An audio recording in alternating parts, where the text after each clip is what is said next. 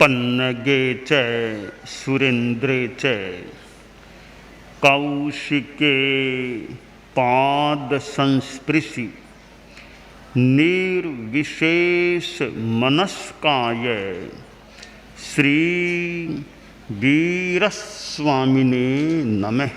आर्हत वाङ्मय में कहा गया है, न काम भोगा समयम उवेन्ति नया विभोगा विगइम उवेन्ति जे तप्पओसीय परिगहीय सो तेसु मोहा विगइम उवे। आश्रय। हमारे पास 5 इंद्रियां हैं, 5 ज्ञानेंद्रियां हैं और 5 कर्मेंद्रियां भी होती हैं। श्रोत्र चक्षु आदि 5 ज्ञानेंद्रियां हैं, हाथ पांव आदि 5 कर्मेंद्रियां होती हैं। 5 ज्ञानेंद्रियां हैं, वे ज्ञान की साधन बनती हैं और इंद्रियों के द्वारा भोग भी होता है। ये जो 5 इंद्रियां हैं, विषयों का ग्रहण करती है। श्रोत्रेंद्रिय जो कान है, वह शब्द का श्रवण करता है। श्रोत्रेंद्रिय का विषय है शब्द और श्रोत्रेंद्रिय का व्यापार यानी प्रवृत्ति यानी कार्य है श्रवण करना, सुनना। तो श्रोत्रेंद्रिय के द्वारा, कर्णेंद्रिय के द्वारा, कान के द्वारा हम शब्दों का श्रवण करते हैं। एक अच्छा ज्ञान का माध्यम है कर्णेंद्रिय। शब्द ग्रहण किए जाते हैं, फिर शब्द का अर्थ ग्रहण किया जाता है और हमें ज्ञान होता है। शब्द अर्थ के संवाहक होते हैं। ऐसे तो पुद्गलात्मक हैं शब्द, नितांत पुद्गल हैं। वे पुद्गल कान में आते हैं और उन पुद्गलों के माध्यम से अर्थबोध करके हम ज्ञान प्राप्त कर लेते हैं। तो शब्द और अर्थ का एक गहरा संबंध है।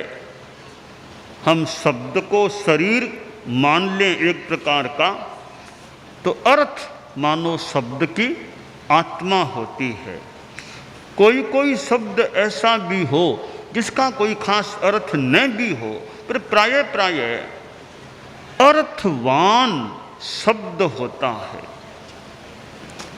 और शब्द का अर्थ हम ग्रहण करते हैं, तब कई बार प्रतिक्रिया भी हो जाती है कि मुझे अच्छा कहा कि बुरा कहा, मेरे लिए क्या बोल दिया।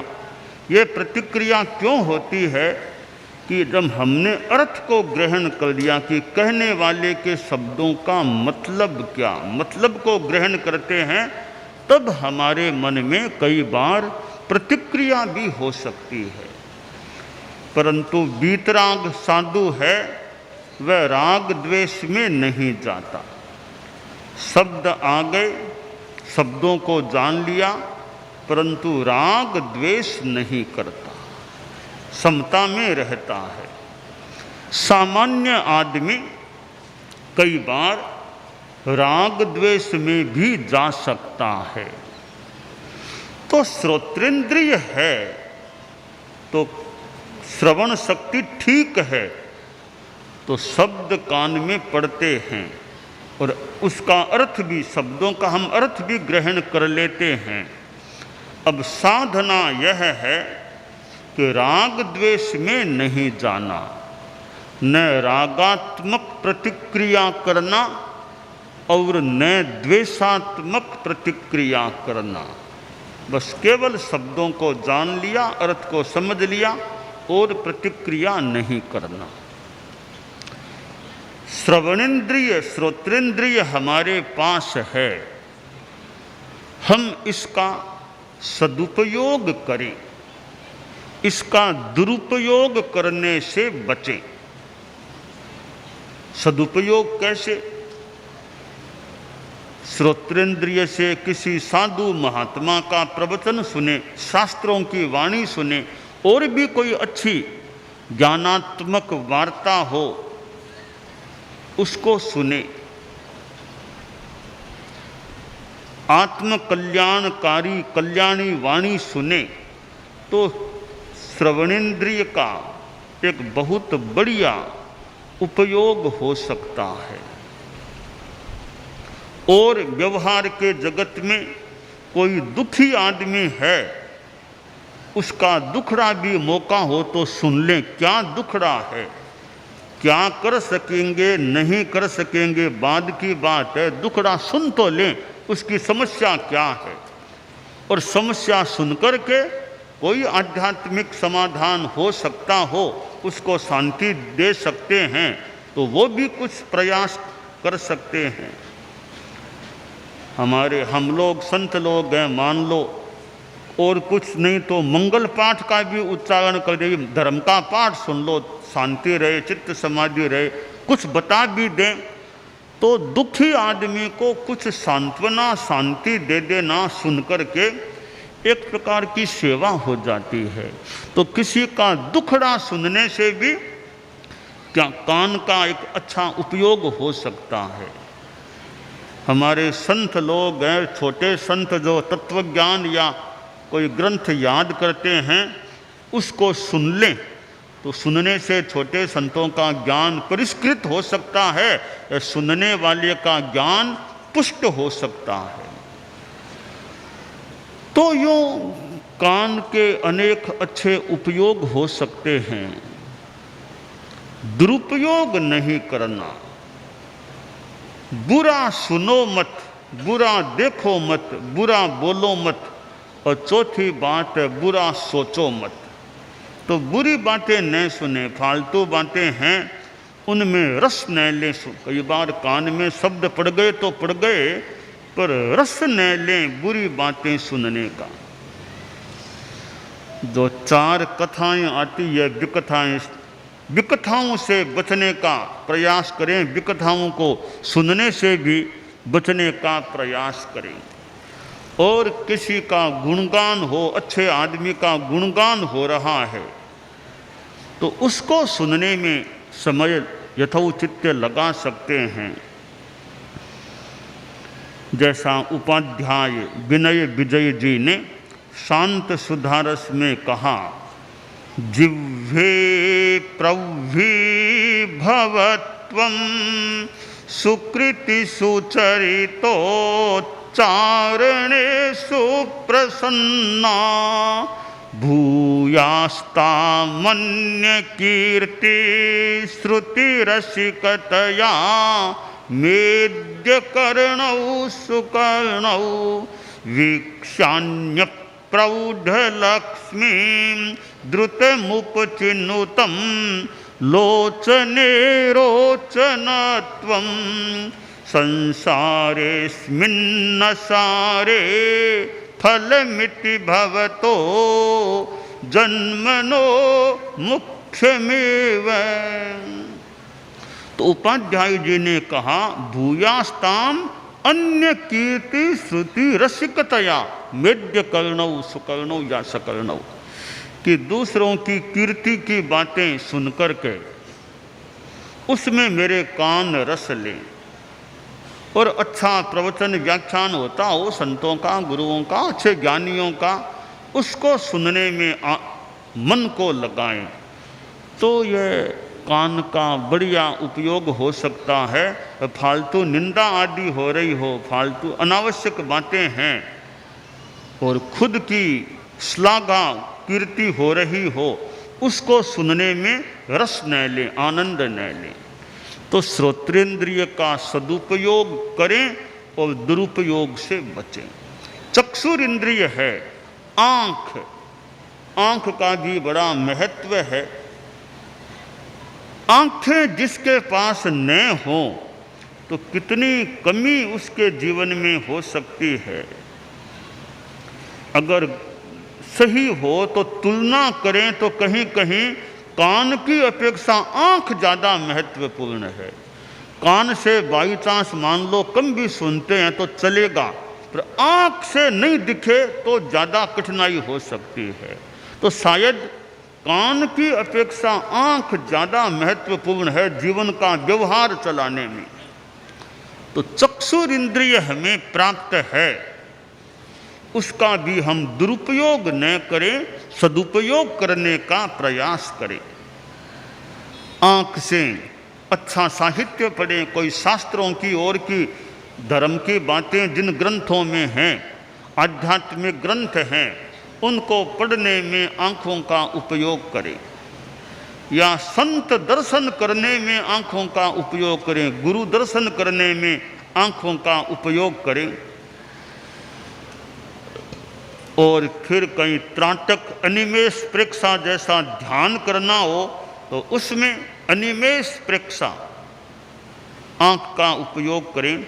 भगवान महावीर के लिए कहा गया वपुश्च पर्यंक स्वयं स्थम च नासौ दृशौ च नासा नियते स्त्रिय च, कि भगवान महावीर की ध्यान की मुद्रा कैसी थी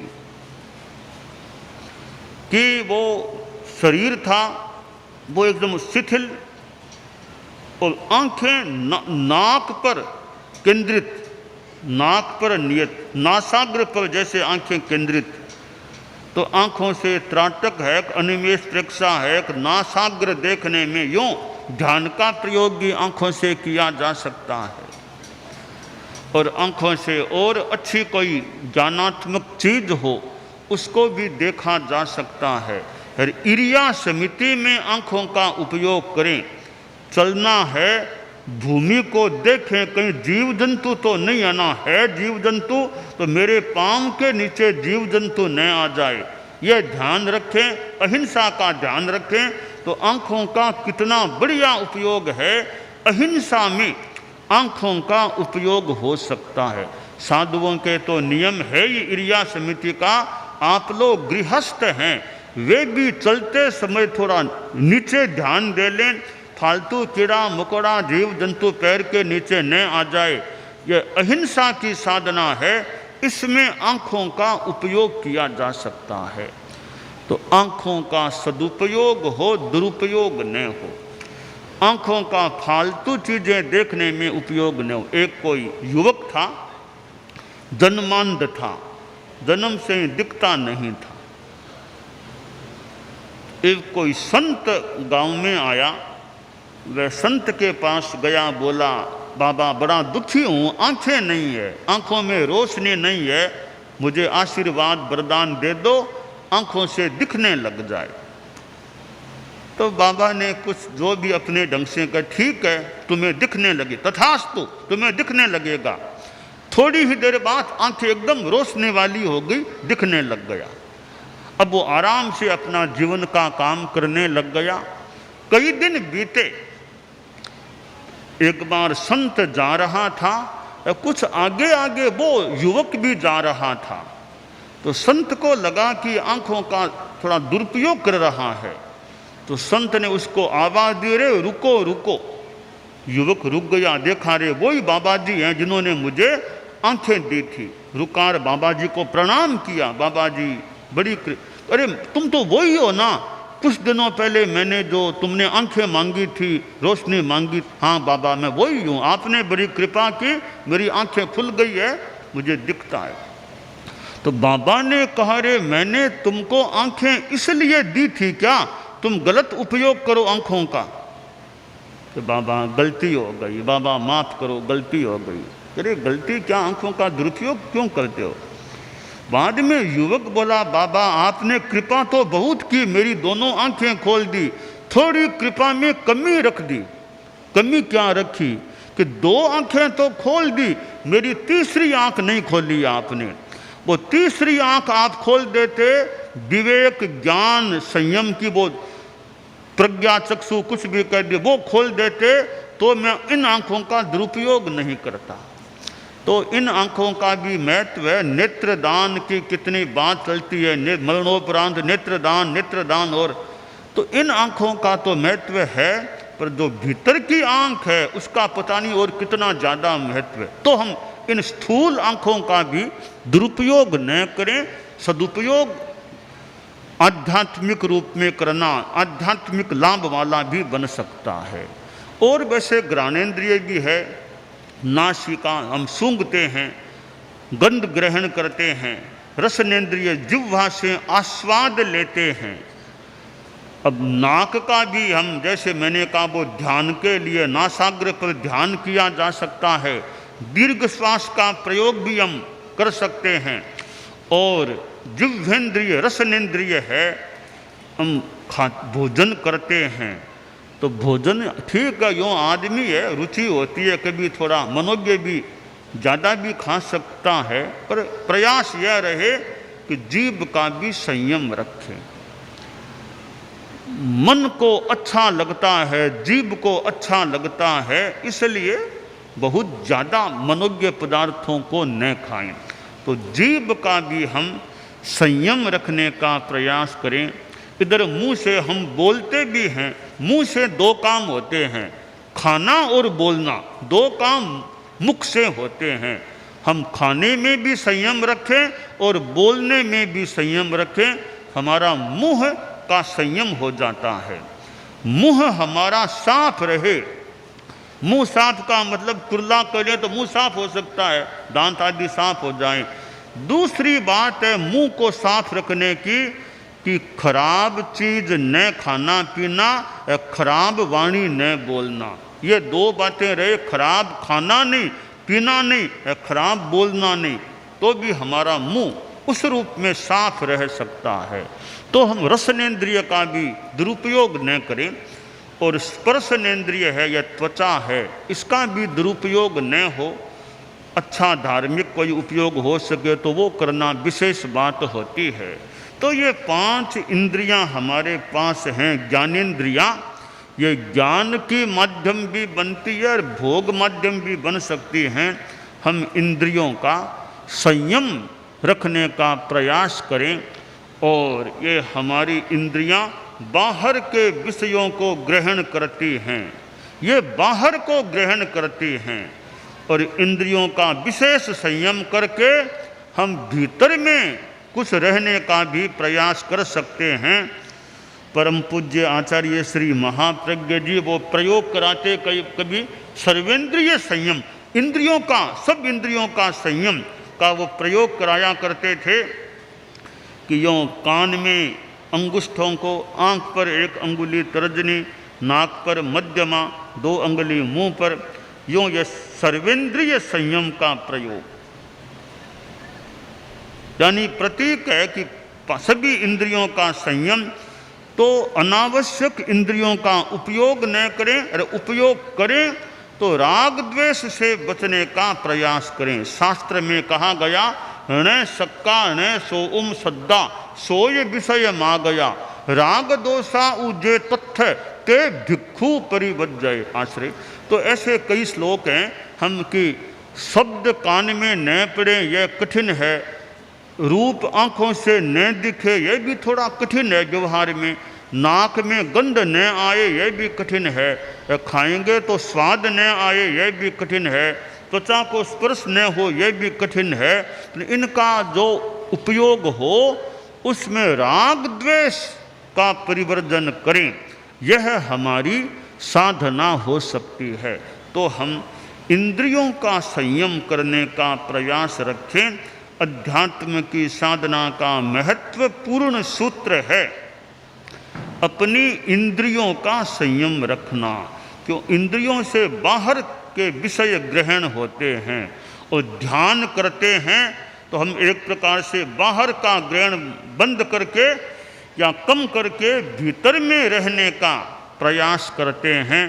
और यह भीतर में रहना है तो बाहर का ग्रहण बंद हो, कम हो, तो हम भीतर में ज़्यादा रह सकते हैं। और यूँ बाहर का ग्रहण करें तो भी भीतर में कुछ रहते हुए समता भाव रखें। तो रहो भीतर, जियो बाहर।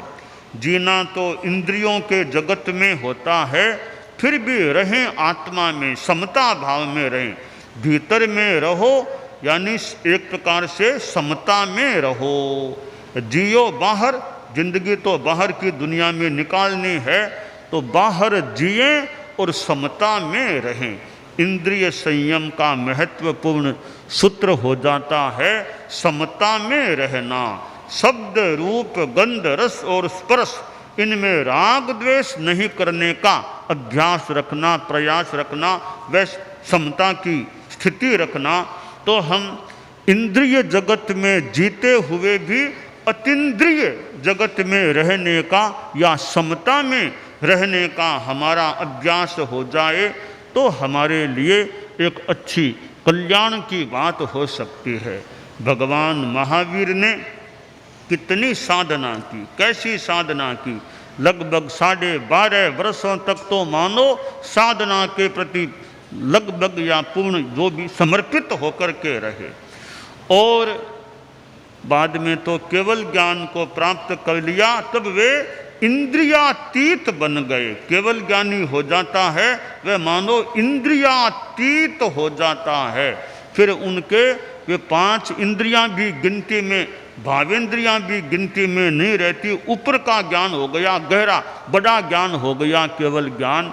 तो इंद्रियातीत होना, वो केवल ज्ञानी तो इंद्रियातीत होता ही है। हम एक सामान्य रूप में जो अवीतराग अवस्था में हैं, वे भी कुछ अंशों में राग द्वेष से बचने की साधना करने से इंद्रियातीत एक सीमा में हो सकते हैं कि इंद्रिय विषयों के प्रति राग द्वेष नहीं। तो यह राग द्वेष नहीं करना, यह बड़ी साधना है। व्यवहार में जीना है, बातचीत भी करनी है, भोजन भी करना है, समाज में भी गृहस्थों को मान लो रहना है। गृहस्थ को तो घर का, परिवार का संचालन भी मान लो करना हो सकता है। शादी विवाह आदि आदि कितने कार्य, व्यापार धंधा आदि करने होते हैं। इन सब के बीच में रहते हुए भी पद्म पत्र मिवाम बसा, जैसे कमल पत्र पद्म पत्र निर्लेप रहता है, वैसे निर्लेप रहने का, समता में रहने का अभ्यास चले, यह कल्याणकारी हो सकता है। दानान सेठम अभयपयाणम सच्चेषु या अणवज्जं वयन्ति तवेषु या उत्तम बंभचेरम लोगुत्तमे समणेणाय पुत्ते।